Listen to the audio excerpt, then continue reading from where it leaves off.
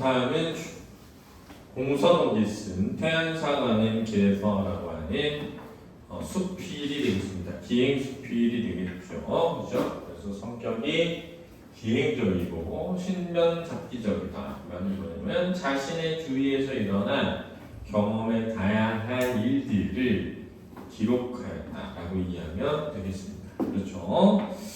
자, 한번 가보죠. 태안사 가는 길에 물이 보성강 물이 있습니다. 그래서 태안사 가는 길 여정이고요. 물 보성강 물을 보고 있는 것이라고 할 수 있죠. 견물이죠. 그 물길이 끝나는 지점이 태안사에 들어가는 입구지요. 아닙니다. 물길을 끝나지 않고 다만 태안사 들어가는 입구가 그 물길의 중간에 나 있을 따름이지요. 물길이 끝났다고 슬퍼할 필요는 없습니다. 곧이어 숲길이 시작될 테니까요. 자, 물길이 끝나면 숲길이 시작되니까 슬퍼하지 말래요. 여름 숲도 좋지만 겨울 숲 또한 나름대로 외로워 좋습니다. 높아서 좋고 야위어서 좋습니다. 여름숲의 무성함과 풍성함과 윤택함에 한동안 외로움을 잊고 살았습니다. 외롭지 않을 때는 외롭지 않아서 좋았고 외로울 때는 또 외로워서 좋았대요. 올해는 유난히 눈이 안 내릴 겨울입니다. 높고 푸른 하늘이 유난히 나무 끝에 펼쳐져 있습니다. 자, 그래서 이 사람은 여름의 숲에 대해서도 긍정적이지만 겨울의 숲에 대해서도 긍정적이라는 것을 알아야 되겠죠. 거기에서 그 노인을 보았습니다. 노인은 절에 부엌에서 나오는 음식을 고양이에게 먹이고 있었습니다. 내가 빙그도자 노인의 얼굴이 한순간 붉어졌습니다. 부끄러움 떠나 노인은 소년의 얼굴을 가졌더군요. 아닙니다. 아기의 얼굴이었습니다. 자, 이거는 글을 쓴 작가의 판단이 되겠습니다. 견해와 판단이 되겠습니다. 자, 노인을 보고 아기의 얼굴이었다고 판단하는 거죠.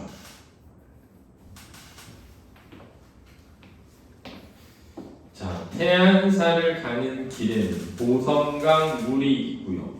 그 물의 중간을 가로막은 태안사가 있고요. 그 물이 끝난 그 지점에 다시 숲길이 이어지고요. 자, 이 숲길을 걷다 보면 겨울의 숲길도 좋다는 걸 알게 됩니다.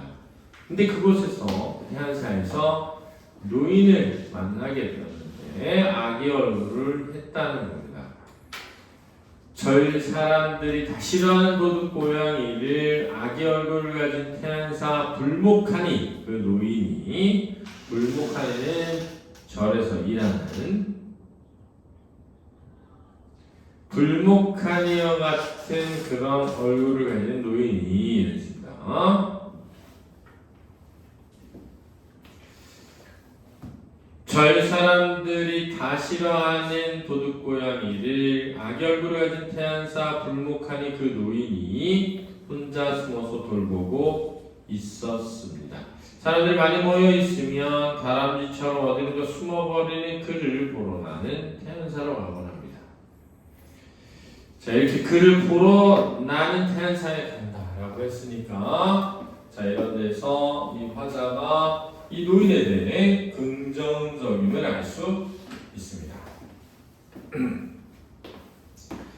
고양이와 해탈이는 잘 크고 있는지도 궁금하고요. 절 사람들은 노인을 이처사라고 불렀습니다. 내가 그를 보면 반짝 반가워하는데도 그 반가운 대접을 할 줄 모릅니다. 내가 그와 헤어진 게 못내 섭섭해서 작별 인사가 길어지는데도 그는 그저 가라고 손짓 한번 해주지 않고 그만입니다. 그 처음에는 굉장히 서운했는데 이제 그것조차 익숙해졌습니다. 이제 견해와 생각이 드러나고 있습니다. 그렇죠? 자, 태안사 절에 있는 이처사로 불리는 노인에 대한 인식이 드러나 있습니다. 템새 가는 길은 참 좋습니다. 물이 있고 곧이어 숲이 있고 해탈이가 있고 다람쥐보다 더 빠르게 갈 줄 아는 그가 있기 때문입니다. 나는 그 어떤 특별한 말을 주고받은 적도 없습니다. 그래도 그는 나에게 커다란 위로가 됩니다. 긍정적인 인식을 가지고 있는 거죠. 그는 내 속에 부처가 되었습니다. 그는 아마 그것도 모를 테죠. 자신이 누군가의 마음속에 들어가 커다란 위로가 되고 부처가 되었다는 사실을, 그러니까 이렇게 위로가 되어준 존재이기 때문에 나에게 부처와 같은 존재라는 거죠.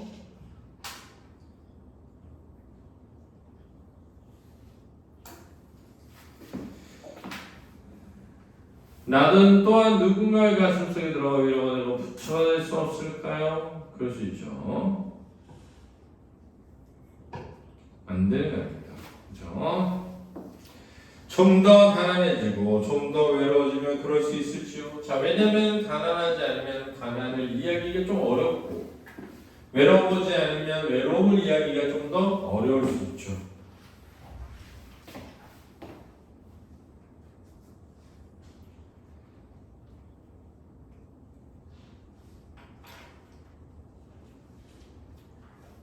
하기사 태안사의 그는 가난과 외로움조차도 스스로 느끼지 않는 그저 그 일 따름이었습니다.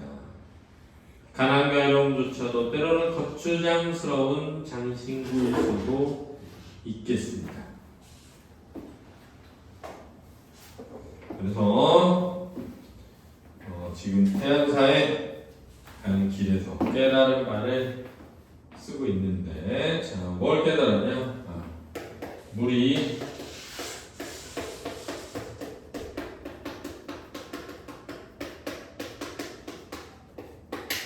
끝난 것이 아니라는 깨달음이죠.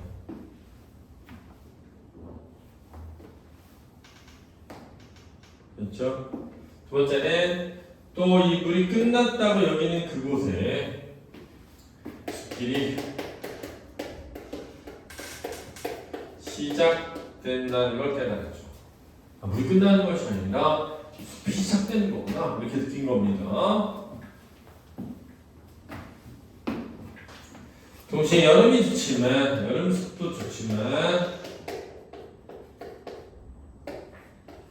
겨울 숲이 정말 좋다는 거예요.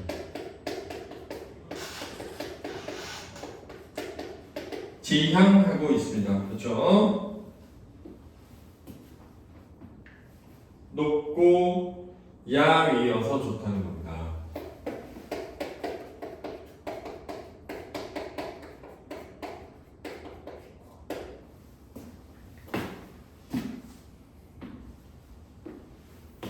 그리고 그곳에서 만난 노인을 좋아하고 있습니다.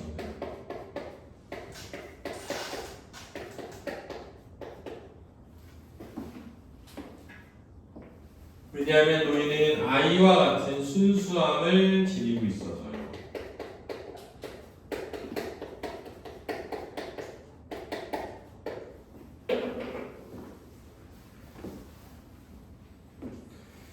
그리고 그가 나에게 커다란 위로가 되고 부처가 된다는 것이고요. 내가 또한 누군가에게 그런 존재가 되고 싶은 마음을 표현하고 있습니다. 그러려면 가난과 외로움을 겪어야 하는 것인가? 라고 생각을 하면서도 그 가난과 외로움도 거추장스러운 장신구일 수 있다는 깨달음을 얻게 되는 겁니다. 순수하게 그냥 다가서면 되는데, 내가 누군가에게 위로가 되려면 나도 고통을 겪어봤어야 되지 않나? 이렇게 생각한다는 거죠. 그렇죠? 그런 생각에 대한 깨달음을 잘 수필로 써내려갔다고 할 수 있습니다. 이해됐죠?